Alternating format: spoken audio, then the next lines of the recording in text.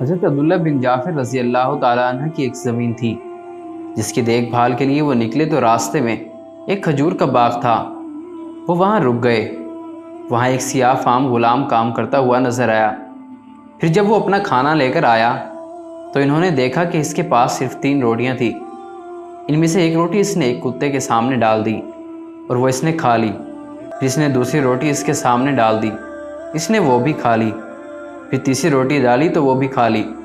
حضرت عبداللہ رضی اللہ تعالیٰ عنہ یہ منظر خاموشی سے دیکھ رہے تھے۔ پھر اس سے پوچھا، اے غلام، تیری روزمرہ کی خوراک کتنی ہے؟ اس نے جواب دیا، جو آپ نے دیکھی۔ تو انہوں نے کہا، تو پھر تم نے اس کتے کے لیے احسار کیوں کیا؟ تو اس نے کہا، اس علاقے میں کتے نہیں ہیں اور یہ کتا بہت دور سے بھوکا پیاسا آیا ہے، مجھے اس کو بھوکا لوٹانا گوارا نہ ہوا۔ تو عبداللہ رضی اللہ تعالیٰ عنہ نے اس سے کہا، تو آج تمہارا گزارا کیسے ہوگا؟ اس نے کہا کہ آج کے دن بھوکا رہ لوں گا۔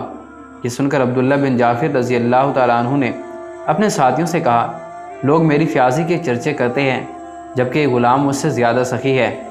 پھر انہوں نے اس غلام کو آزاد کر دیا اور پورا باغ تحفے میں اس کو دے دیا۔ نبی کریم صلی اللہ علیہ وسلم نے فرمایا، رحم کرنے والوں پر رحمان رحم فرماتا ہے، تم زمین والوں پر رحم کرو، آسمان والا تم پر رحم کرے گا۔ آج ہم کسی کتے کو اپنے گھر کے آس پاس بھی دیکھ لیں تو اسے پتھر مارنا شروع کر دیتے ہیں۔ حضور اکرم صلی اللہ علیہ وسلم کا فرمان ہے کہ کسی جانور کے منہ پر مت مارو، کیونکہ وہ اپنے منہ سے حمد خدا اور اس کی تسبیح کرتا ہے۔ اللہ پاک سے دعا ہے کہ اللہ پاک ہمیں جانور پر رحم کرنے اور حضور پاک صلی اللہ علیہ وسلم کی سنتوں پر عمل کرنے کی توفیق عطا فرمائے۔ آمین۔